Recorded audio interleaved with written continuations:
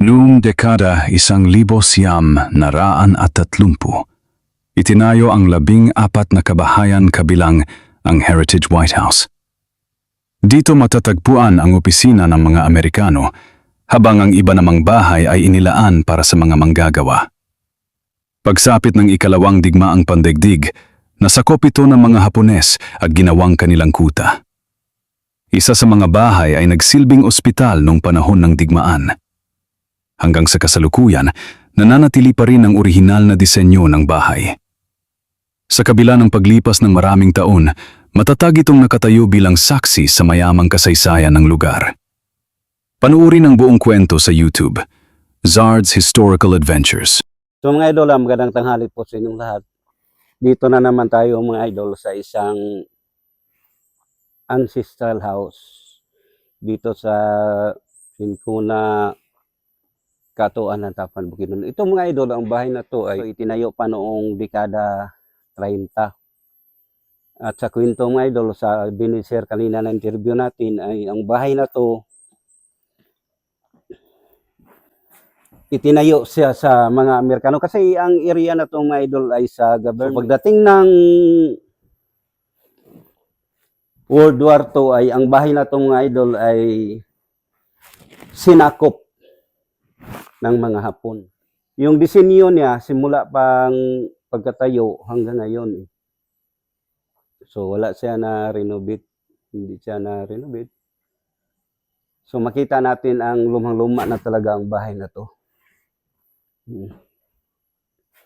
So ipakita ko sa inyo mga idol ang mismo dito sa loob ng bahay. So tara mga idol, pasukin natin mismo sa loob ng bahay, pero dito muna tayo sa likuran.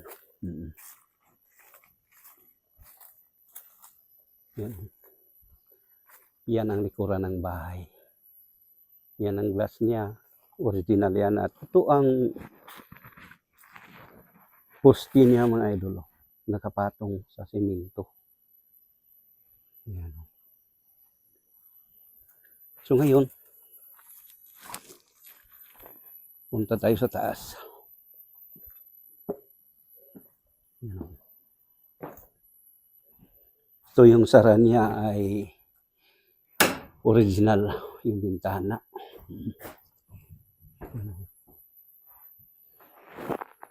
Ito ang sahig niya ay ano na.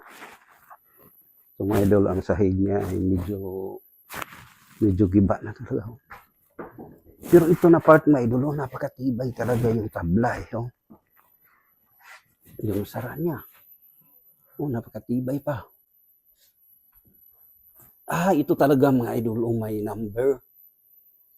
So sa kwento dito mga idol ay 14. 14 lahat ang naitayo dito sa panahon yun, dekada 30. Ito ang number 12. Pero ang iba mga idol, wala. Giba na talaga. As in zero na talaga mga idol, wala na.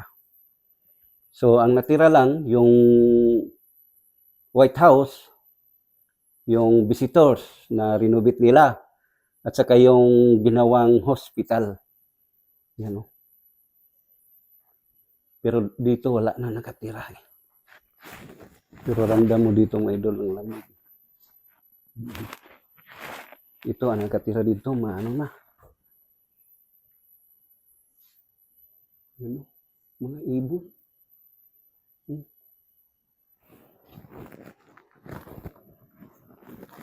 Ito yung part nila sa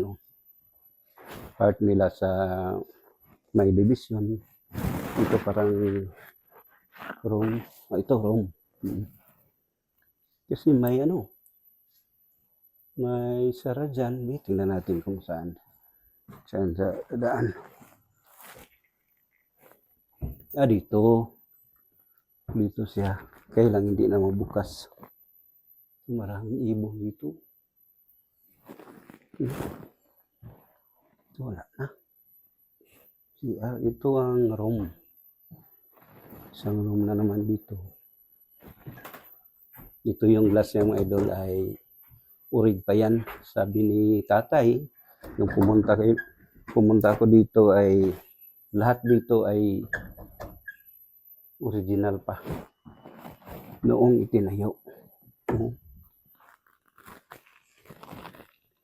At sabi ni Sir kanina sa kwento niya ay mga dekada 20, dito na ang sa government na part na to. At mayroon ding mga Amerikano kasi dito Amerikano ang nagtatrabaho, nag-manage. So yan ang history. Sige.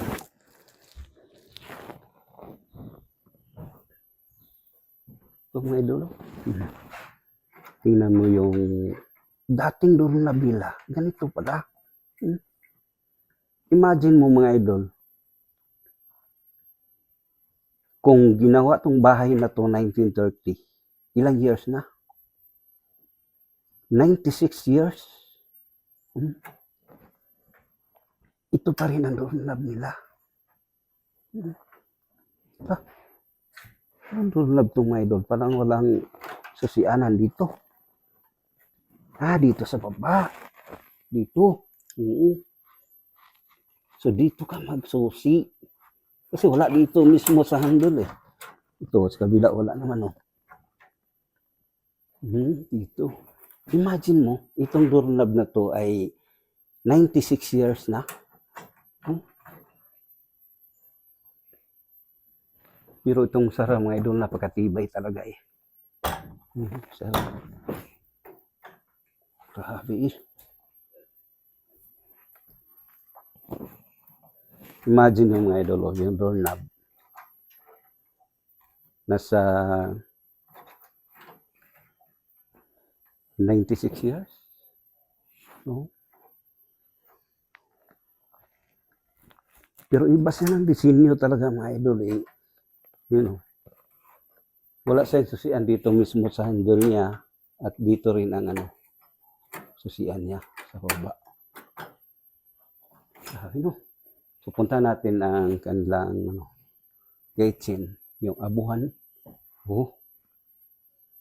Nahuhulog na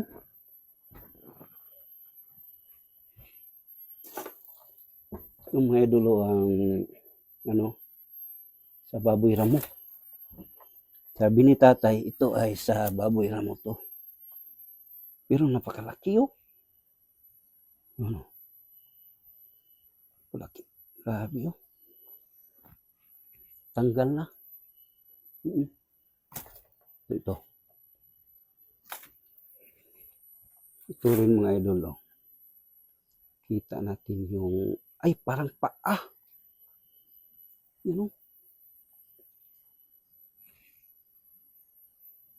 Parang paa siya. Pero hindi natin alam kung anong klaseng paa yan. Nakita yan mga idol. Paa talaga siya. Yan.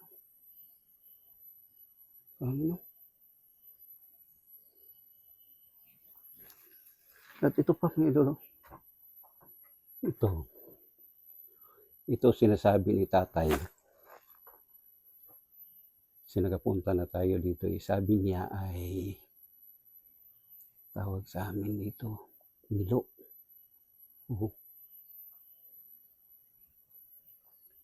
Tuon sa baboy ramo. Taas pa ng pangin niya. Malaki na sila ito. Gabitin to sila lahat. Kailang yung isa bumagsak na.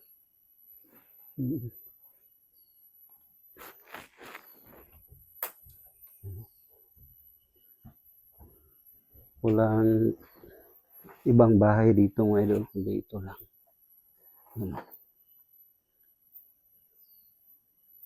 Pero sa tagal ng panahon,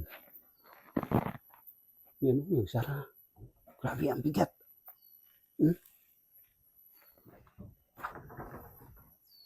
Ito ang sa likuran. Hindi na lang tayo bumagsa. Baka may ahas pa. Ano?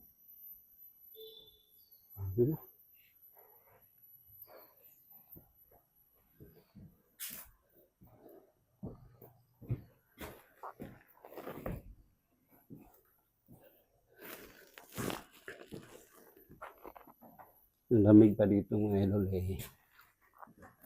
Kawawa talaga yung bahay na wala nang nakatira. Imagine mo, nasa almost 100 years na siya. Simula nung naitayo. Ano? Sabi. So yan, try natin mag-ikot dun sa kabila.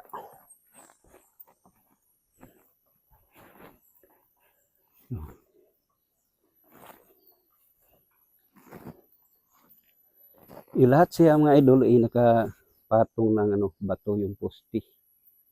Ano.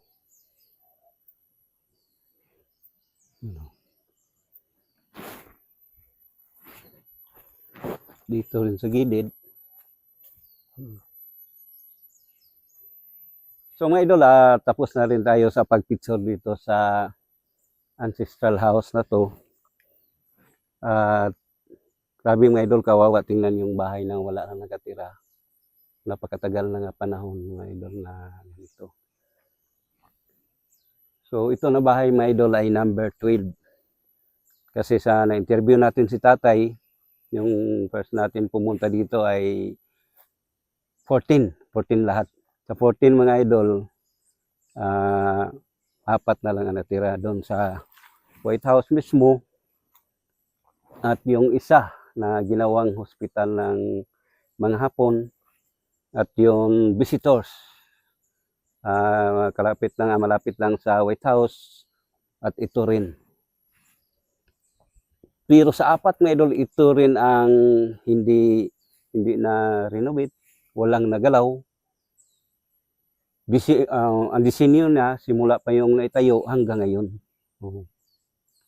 Kitang-kita nyo naman ang disenyo sa bahay na to. So nagpapasalamat tayo sa nag-request mga idol. Sana mabalikan natin dito na ma-picture natin ulit ang isang lumang bahay dito sa Sincona, Kaatuan ng Tapan, Bukidnon. So mga idol, hanggang dito na lang tayo. Maraming salamat talaga sa inyong walang sawang suporta. Ingat palagi mga idol. Thank you.